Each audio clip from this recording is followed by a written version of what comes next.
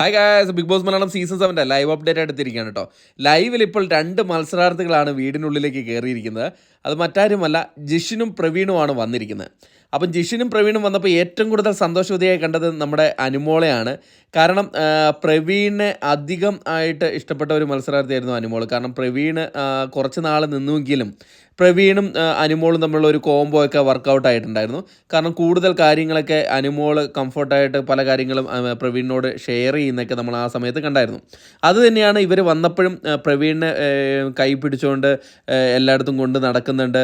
അങ്ങനെ കുറേ കാര്യങ്ങളൊക്കെ സംസാരിക്കാൻ ശ്രമിക്കുന്നുണ്ട്. അപ്പം പ്രവീൺ പറയുകയാണ് അനുമോളടുത്ത്, എൻ്റെ അടുത്തൊന്നും ചോദിക്കരുത് എന്ന് പറയുകയാണ്. അതായത് പുറത്തുള്ള കാര്യങ്ങൾ ചോദിക്കരുത് എന്ന് പറയുകയാണ്.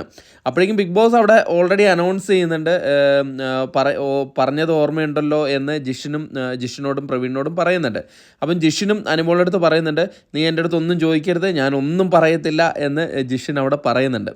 എന്തായാലും ഇനിയുള്ള ദിവസങ്ങളിൽ പ്രവീണും അനുമോളും എങ്ങനെയാണ് അതിനുള്ളിൽ പ്രവർത്തിക്കുക എന്നൊക്കെ നോക്കണം. കാരണം അനുമോൾ ഭയങ്കരമായിട്ട് ഹാപ്പി ആയിട്ടാണ് കണ്ടിരിക്കുന്നത് പ്രവീണിനെ കണ്ടപ്പോൾ.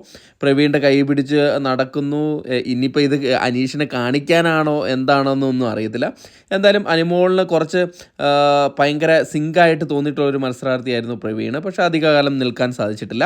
എന്തായാലും ലൈവിൽ ഇപ്പോൾ അവർ പിടിച്ചുകൊണ്ട് കൈയൊക്കെ പിടിച്ചുകൊണ്ട് അവിടെയും ഇവിടെയൊക്കെ കാണിക്കുകയാണ്.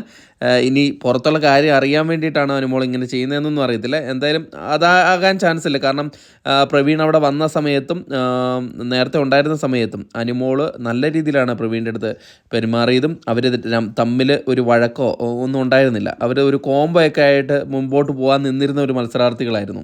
പക്ഷേ എന്തോ അൺഫോർച്ചുനേറ്റ്ലി പ്രവീൺ പുറത്താകേണ്ടി വന്നിരുന്നു. എന്തായാലും ഇനി നമുക്ക് കൂടുതൽ ലൈവ് അപ്ഡേറ്റുകളുമായി അടുത്തൊരു വീഡിയോ ആയിട്ട് കാണുന്നവരെ ടാറ്റാ ബൈ.